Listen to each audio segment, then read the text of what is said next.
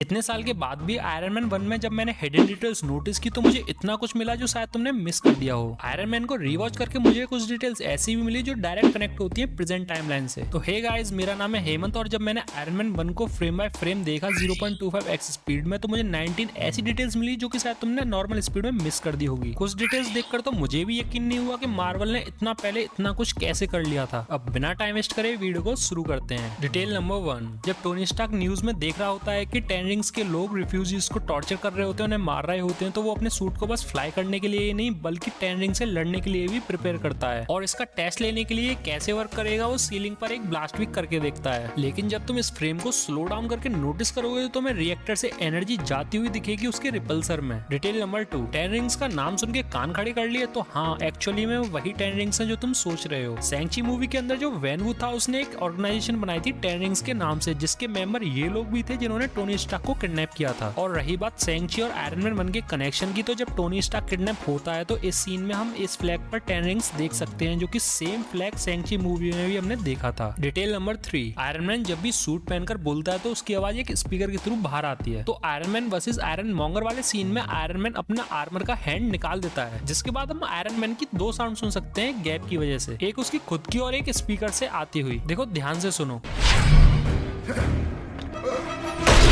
Detail number 4, जब Tony Stark ओबार्डा को पहली बार अपना आर्क रिएक्टर दिखाता है तो हम इस बैकग्राउंड में पैलेडियम हेक्साफ्लोराइड का टैंक देख सकते हैं। अब पैलेडियम एक्चुअली में वो एलिमेंट है जो टोनी स्टार्क के सूट को एनर्जी देता है। इवन जब वो केव के अंदर कैप्चर था तब भी उसने एक मिसाइल में से पैलेडियम निकाला था अपने फर्स्ट आयरन मैन सूट के लिए।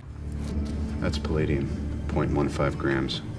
Need at least 1.6. और हम पूरा एक टैंक पैलेडियम का देख सकते हैं जहाँ पर ओबार्डा एक रिएक्टर बना रहा था। पैलेडियम हेक्साफ्लोराइड शायद एग्जिस्ट नहीं करता रियल वर्ल्ड में, लेकिन जो पैलेडियम जो एलिमेंट है वो जरूर एग्जिस्ट करता है रियल वर्ल्ड में, जो कि शायद कार्स और बसेस को एनर्जी देने में यूज भी होता है। डिटेल नंबर 5, रामिन दजावदी जिसने आयरन मैन 2 के लिए म्यूजिक दिया है वही सेम नोट्स का म्यूजिक उसने गेम ऑफ थ्रोन्स की मेन थीम में रखा है। ड्यू टू कॉपीराइट प्रॉब्लम मैं उस म्यूजिक को नहीं प्ले करता भाई, सॉरी, माफ कर। डिटेल नंबर 6, जब टोनी स्टार्क पहली बार फ्लाई करता है अपने मार्क 2 सूट से तो वो टेक ऑफ करने से जस्ट पहले गैराज की वॉल को हिट कर देता है। लेकिन इस फ्रेम में जब तुम गौर दोगे तो उसके मार्क 2 सूट में पहले ही उसको वार्निंग दिख जाती है और मैं इस डिटेल को नॉर्मल मूवी स्पीड में तो नोटिस ही नहीं कर पाया था।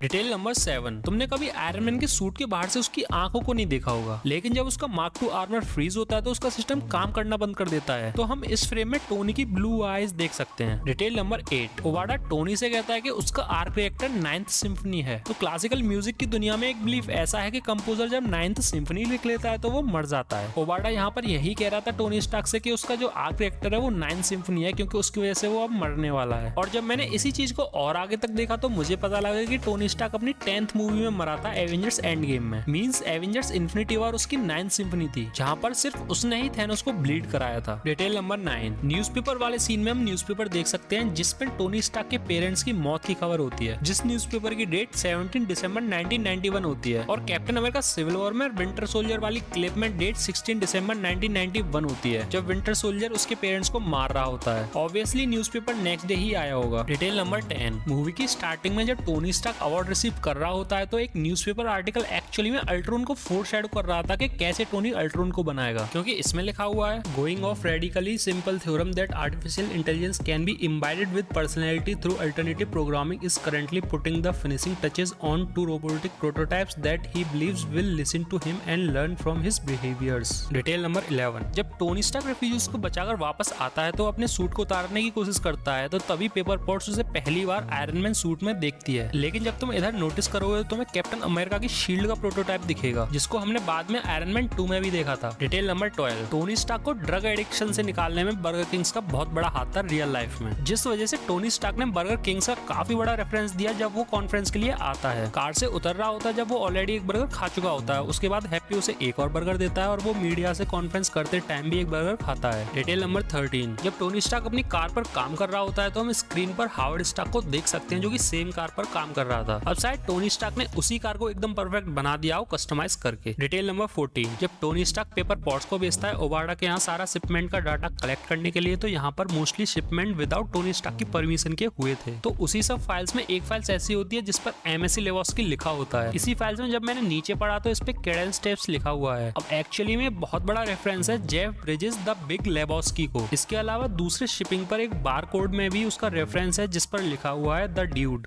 I'm the dude.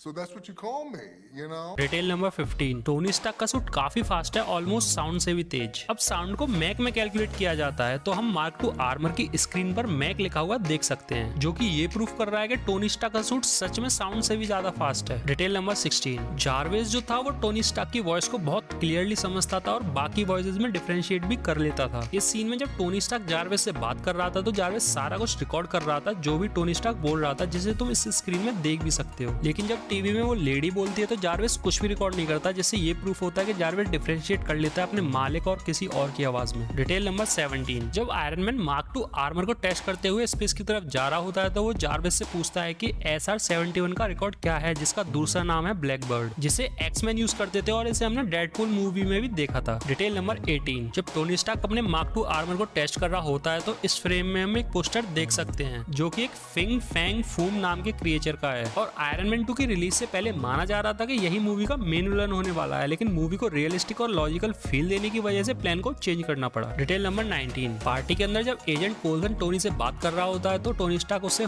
करके इग्नोर कर देता है क्योंकि टोनी पेपर पॉट्स की ड्रेस पर ध्यान दे रहा था। जिसके बाद एजेंट कोल्सन वेट करता है स्टार्क इंडस्ट्रीज में, जबकि टोनी स्टार्क बिल्कुल भूल चुका था उसके बारे में।